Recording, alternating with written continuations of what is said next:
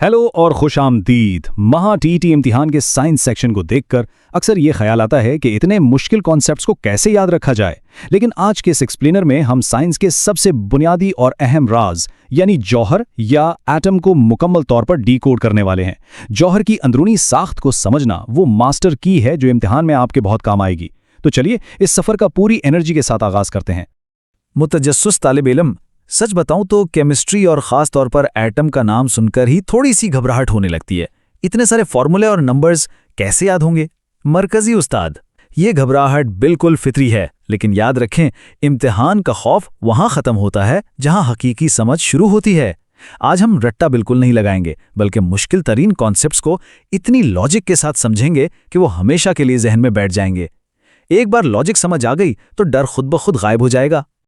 तो इससे पहले कि हम गहराई में जाएं, आप सब के लिए एक ज़बरदस्त चैलेंज है। ज़रा जल्दी से कमेंट्स में बताइए कि इस कायनात और मादे की सबसे छोटी और नाकाबिले तकसीमी इकाई क्या है। अपना जवाब अभी टाइप करें। और हाँ, इरशाद वहनवार चैनल पर हम आपकी बेहतरीन तैयारी के लिए बिल्कुल तैयार हैं। मुतजस्सिस तालिब इल्म, कमेंट्स में जवाबात तो आ रहे होंगे, लेकिन हकीकत यह है कि इस सबसे छोटी इकाई की तलाश कोई आज की बात नहीं है। 600 साल कब्ल मसीह में भारतीय साइंसदान महर्षि कनाड ने कहा था कि मादा नाकाबिले तकसीम ज़र्रों से बना है, जिन्हें उन्होंने परमाणु कहा था। और दिलचस्प बात यह है कि 5वीं सदी कब्ल मसीह में यूनानी फलसफी डेमोक्रेटस ने भी बिल्कुल यही बात कही और उसे यूनानी जबान में एटमोस का नाम दिया। यानी ये कॉन्सेप्ट 2500 साल से भी ज्यादा पुराना है। आगे के अहम टॉपिक्स पर जाने से पहले एक छोटी सी याद दहानी। इस सेशन के तमाम अहम नोट्स PDF फॉर्मेट में और प्रैक्टिस के लिए एक शानदार क्विज का लिंक नीचे डिस्क्रिप्शन में मौजूद है। तो सेशन मुकम्मल होने के बाद इसे ज़रूर चेक कीजिएगा ताकि आपका कॉन्सेप्ट और भी पुख्ता हो सके। मरकज़ी उस्ताद, अब इम्तिहान के नुक्ता नज़र से ये जानना बहुत ज़रूरी है कि मादे की दर्जाबंदी कैसे की जाती है, ख़ासतौर पर मॉलिक्यूल और जौहर के दरमियान का फ़र्क। कुछ अशिया ऐसी होती हैं जिनके सालिमा में सिर्फ एक ही किस्म के जौहर होते हैं और कुछ में अलग अलग अक़साम के जौहर पाए जाते हैं। मुतजस्सिस तालिब इल्म, इस दर्जाबंदी को समझना तो बहुत आसान लग रहा है। अगर हम पानी यानी H2O की मिसाल लें तो उसमें हाइड्रोजन और ऑक्सीजन दो अलग अलग तरह के जौहर मौजूद हैं। इसीलिए इसे मुरक्कब यानी कंपाउंड कहा जाता है। बिल्कुल दुरुस्त। और दूसरी तरफ ज़रा ऑक्सीजन गैस O2 या हीलियम को देखें, इनमें सिर्फ और सिर्फ एक ही किस्म के जौहर हैं, इसलिए ये अनासिर या एलिमेंट्स कहलाते हैं। बस ये याद रखना है कि फॉर्मूले में एटम एक जैसे हैं या मुख्तलिफ। चलिए अब जौहर के बिल्कुल अंदर चलते हैं। हम जानते हैं कि जौहर के अंदर इलेक्ट्रॉन, प्रोटॉन और न्यूट्रॉन होते हैं। लेकिन एक सवाल जो अक्सर जहन में आता है, क्या कभी सोचा है कि एक मनफी बारदार जर्रा यानी इलेक्ट्रॉन हकीकत में कितना हल्का होता है? 1800 गुना? ये तो वाकई हैरान गुन है। जी हाँ, एक इलेक्ट्रॉन की कमियत हाइड्रोजन के एक जौहर की कमियत से तकरीबन 1800 गुना कम होती है। इसका मतलब है कि इलेक्ट्रॉन का वजन ना होने के बराबर है। ये एक ऐसा फैक्ट है जो एग्जाम में डायरेक्ट MCQ के तौर पर पूछा जा सकता है, तो इसे जहन नशीन कर लें। अब आते हैं इस चीट कोड पर जो इम्तिहान में बहुत काम आएगा। जौहर के मरकज़े में जो प्रोटॉन होते हैं उनकी कुल तादाद को जौहरी अदद या एटॉमिक नंबर कहते हैं, जिसे Z से जाहिर किया जाता है। और मरकज़े के अंदर मौजूद प्रोटॉन और न्यूट्रॉन के टोटल को जौहरी कमियत अदद या मास नंबर कहते हैं, जिसे A से जाहिर करते हैं। मिसाल के तौर पर कार्बन को जब लिखा जाता है तो नीचे 6 इसका Z है और ऊपर 12 इसका A होता है।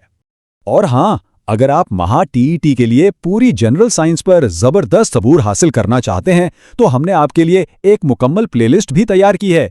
तमाम अहम सेशंस की प्लेलिस्ट का लिंक नीचे डिस्क्रिप्शन में दे दिया गया है, तो इसे मिस मत कीजिएगा। मरकज़ी उस्ताद पर आते हैं। हमने मरकज़े की बात तो कर ली, लेकिन ये इलेक्ट्रॉन्स आखिर रहते कहाँ हैं? इसे समझने के लिए बोर्स का इलेक्ट्रॉनी तश्कील का मॉडल सबसे बेहतरीन रोड मैप है। इलेक्ट्रॉन मरकज़े के गिर्द कुछ मखसूस रास्तों या खोलों में चक्कर लगाते हैं, जिन्हें KLMN शेल्स कहा जाता है। तो क्या हम इस 2n स्क्वायर वाले ज़ाब्ते से ये जान सकते हैं कि किस खोल में कितने इलेक्ट्रॉन आ सकते हैं? जी बिल्कुल। अगर हम पहले खोल यानी K की बात करें तो उसके लिए n की कीमत 1 है। इसे फॉर्मूले में रखें तो ये 2 ज़र्ब 1 का स्क्वायर बनता है, जिसका जवाब 2 है। यानी K खोल में ज़्यादा से ज़्यादा सिर्फ 2 इलेक्ट्रॉन समा सकते हैं। रियाजी का ये छोटा सा फॉर्मूला कॉन्सेप्ट को कितना साफ कर देता है। अब वक्त है पिछले सालों के पेपर्स पर मबनी इंतहाई अहम महा TET गैस सवालात का। ये एक रैपिड फायर राउंड है। पहला सवाल, अगर ऑक्सीजन के मरकजे में 8 प्रोटॉन और 8 न्यूट्रॉन है तो उसका जौहरी कमियत अदद यानी ए क्या होगा? जल्दी से अपना जवाब कमेंट्स में टाइप करें। आपको सिर्फ प्रोटॉन और न्यूट्रॉन को जमा करना है। दूसरा सवाल मैं पूछता हूं, अगर एक न्यूट्रल यानी मुतदिल सोडियम एटम में 11 इलेक्ट्रॉन गर्दिश कर रहे हैं तो उसका जौहरी अदद क्या होगा? याद करें, हमने अभी सीखा था कि एक न्यूट्रल एटम में जितने इलेक्ट्रॉन्स बाहर होते हैं उतने ही प्रोटॉन्स अंदर होते हैं। तीसरा सवाल थोड़ा ट्रिकी है। कैल्शियम का कुल वजन यानी ए 40 है और प्रोटॉन्स की तादाद यानी Z 20 है, तो बताइए इसके मरकजे में न्यूट्रॉन्स कितने होंगे? बस सिंपल माइनस करना है, 40 में से 20 निकालें और कमेंट्स में जवाब लिखें। चौथा सवाल, मैग्नीशियम का एटॉमिक नंबर 12 और मास नंबर 24, इसे हम लिखेंगे कैसे? ये बिल्कुल कार्बन के फॉर्मेट की तरह लिखा जाएगा, यानी मैग्नीशियम की अलामत Mg लिखकर नीचे 12 और ऊपर 24। और ये रहा हमारा पांचवा और आखिरी गेस सवाल। कार्बन का जौहरी अदद 6 है, तो इसके खौलों में कुल कितने इलेक्ट्रॉन चक्कर लगा रहे होंगे? लॉजिक बिल्कुल साफ है। जौहरी अदद 6 का मतलब है 6 प्रोटॉन, और जितने प्रोटॉन उतने ही इलेक्ट्रॉन। आइए अब इन सवालात की बुनियाद पर अपनी लॉजिकल रीजनिंग को मजीद स्ट्रॉन्ग करते हैं। कार्बन की ही मिसाल ले लें। जब हम इसे देखते हैं तो कमियत A 12 है और प्रोटॉन Z 6 हैं। तो न्यूट्रॉन्स मालूम करने की लॉजिक बहुत सीधी है। कुल वजन में से प्रोटॉन्स की तादाद निकाल दें। 12 - 6, जवाब आया 6। इस तरह किसी भी एटम के न्यूट्रॉन्स आसानी से मालूम किए जा सकते हैं। अब एक और बहुत जबरदस्त मंतिकी सवाल, क्या कभी ये सोचा गया है कि एटम्स हमें करंट क्यों नहीं मारते? इसकी बड़ी दिलचस्प वजह यह है कि मरकजे के अंदर प्रोटॉन्स पर पॉजिटिव चार्ज होता है और बाहर चक्कर लगाते इलेक्ट्रॉन्स पर नेगेटिव चार्ज होता है। चूंकि दोनों की तादाद बिल्कुल बराबर होती है, इसलिए मुस्बत और मनफी चार्जेस एक दूसरे को कैंसिल कर देते हैं और पूरा जौहर बरकी तौर पर मुतदिल यानी न्यूट्रल। और बोर्स के मॉडल की मंतिक भी कमाल की है। अगर हम एल खोल की बात करें जो कि दूसरा शेल है, तो वहां n की वैल्यू 2 होगी। इसे फॉर्मूले में रखें तो ये 2 ज़रब 2 का स्क्वायर बनता है, यानी 2 ज़रब 4 जो कि 8 है। इससे यह साबित होता है कि एल शेल में ज्यादा से ज्यादा 8 इलेक्ट्रॉन्स आ सकते हैं। ये लॉजिक याद रहे तो किसी भी शेल का जवाब सेकंड्स में दिया जा सकता है। और बस यही वो मकाम है जहां तमाम तर घबराहट खत्म हो जानी चाहिए। अब आप सिर्फ रटे हुए हकायक पर इन्हिसार नहीं कर रहे, बल्कि आप उनके पीछे की मंतिक को बखूबी समझ चुके हैं।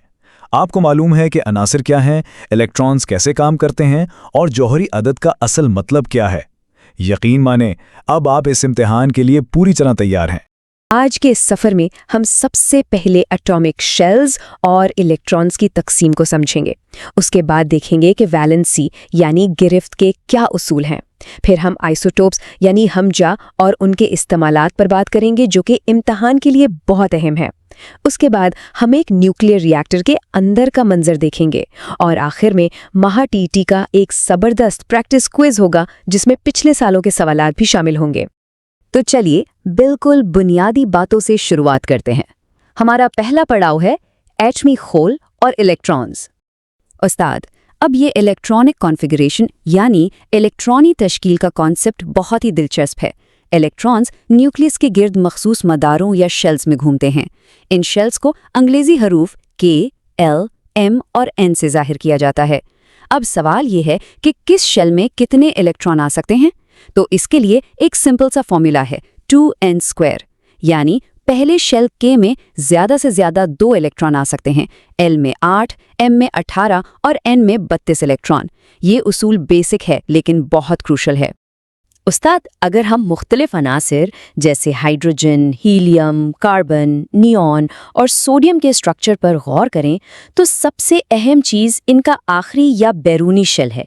केमिकल रिएक्शंस में यही बैरूनी इलेक्ट्रॉन्स असल हीरो होते हैं, यही बॉन्ड्स बनाते हैं। वैसे अगर साइंस के दूसरे टॉपिक्स को भी इसी तरह डिटेल में समझना है तो हमारी साइंस प्लेलिस्ट की लिंक डिस्क्रिप्शन में मौजूद है। उस वीडियो के बाद उसे लाजमी चेक कीजिएगा। तो अब आगे बढ़ते हैं और देखते हैं कि ये बैरूनी इलेक्ट्रॉन्स वैलेंसी यानी गिरफ्त के उसूलों को कैसे कंट्रोल करते हैं। उस्ताद, वैलेंसी का सीधा सा मतलब ये है कि किसी एटम के अंदर दूसरे एटम्स के साथ केमिकल बॉन्ड बनाने की कितनी सलाहियत है। अगर हम एक्टिव एलिमेंट्स और नोबल गैसेस का मुवाजना करें तो जिन अनासर के बैरूनी शेल नामुकम्मल होते हैं वो केमिकली बहुत एक्टिव होते हैं, लेकिन हीलियम और नियॉन जैसी नोबल गैसेस बिल्कुल रिएक्ट नहीं करती। क्यों? क्योंकि उनका बैरूनी शेल मुकम्मल भरा होता है। या तो उनमें 2 इलेक्ट्रॉन होते हैं जिसे ड्यूप्लेट कहते हैं, या 8 इलेक्ट्रॉन जिसे ऑक्टेट कहते हैं। शेल मुकम्मल होने की वजह से इनकी वैलेंसी यानी गिरफ्त 0 होती है। यहाँ सबके लिए एक चैलेंज है। अगर क्लोरीन के बैरूनी शेल में 7 वैलेंस इलेक्ट्रॉन्स हैं तो 8-x के उसूल के मुताबिक इसकी वैलेंसी क्या होगी? जल्दी से अपना जवाब कमेंट बॉक्स में लिखिए। देखते हैं कौन महा टीईटी की तैयारी में सबसे आगे है। अगर कमेंट बॉक्स में जवाब 1 लिखा गया है तो मुबारक हो, ये बिल्कुल सही है। 8 में से 7 निकालें तो 1 ही बचता है।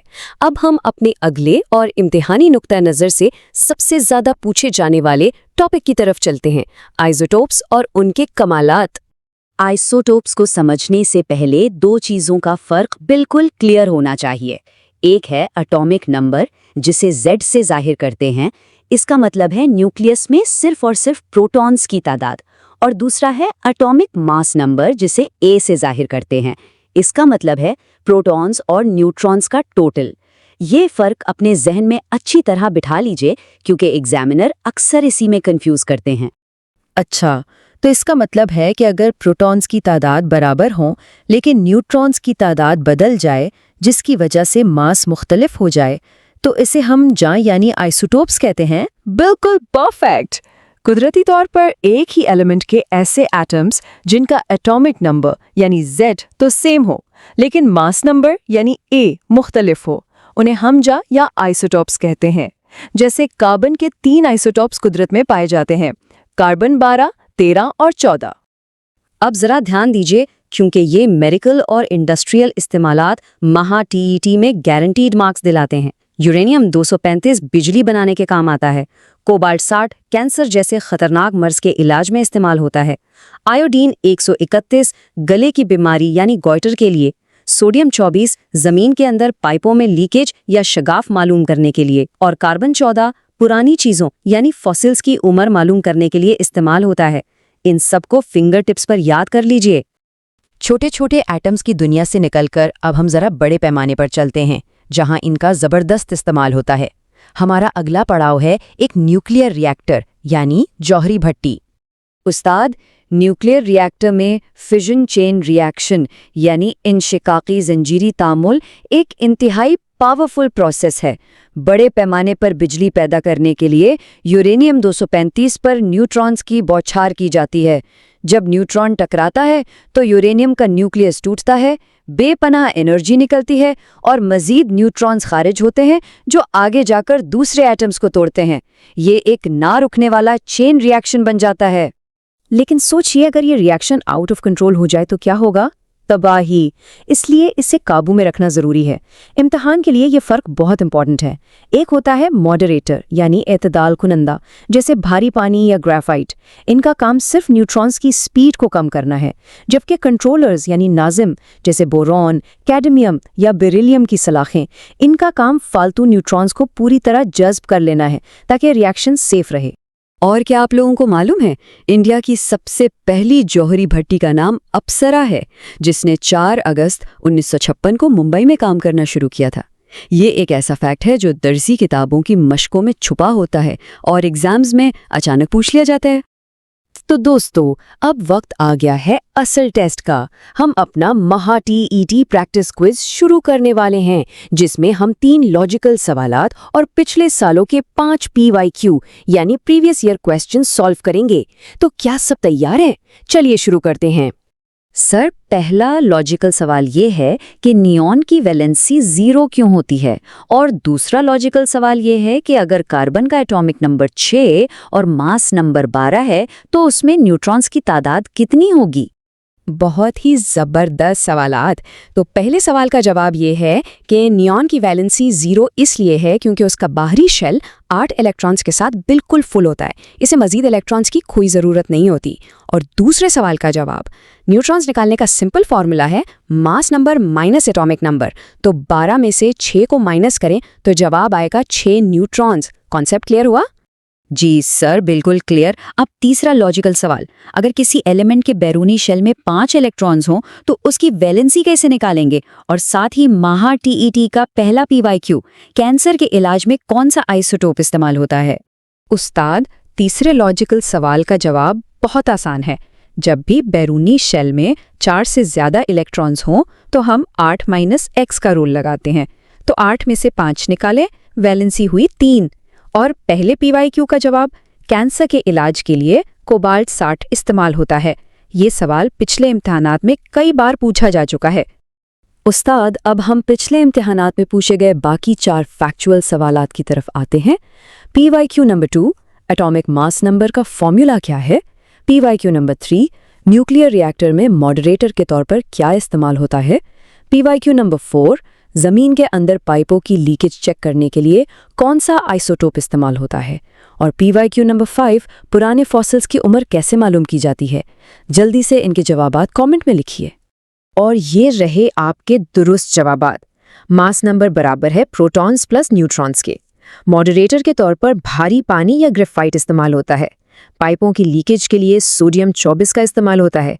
और फॉसिल्स की उम्र कार्बन 14 की मदद से मालूम की जाती है। अगर ये सारे जवाबात सही सोचे थे तो यकीन मानिए साइंस के सेक्शन में आपकी तैयारी बिल्कुल ट्रैक पर है। तो आखिर में सोचने की बात यह है कि साइंस सिर्फ निसाबी किताबों का हिस्सा नहीं, बल्कि हमारी रोज़मर्रा ज़िंदगी को चलाने वाली एक ताकत है। एटम के इन छोटे छोटे ज़र्रात में कितने बड़े राज छुपे हैं जो हमारी जदीद दुनिया को रोशन कर रहे हैं। उम्मीद है कि इस सेशन से महा टीईटी की तैयारी में बहुत मदद मिली होगी। ऐसे ही मज़ीद बेहतरीन और मालूमाती वीडियोस के लिए हमारे यूट्यूब चैनल इरशाद बे अनवार को लाइक, शेयर और सब्सक्राइब करना बिल्कुल न भूलें। मेहनत करते रहें, कामयाबी ज़रूर मिलेगी।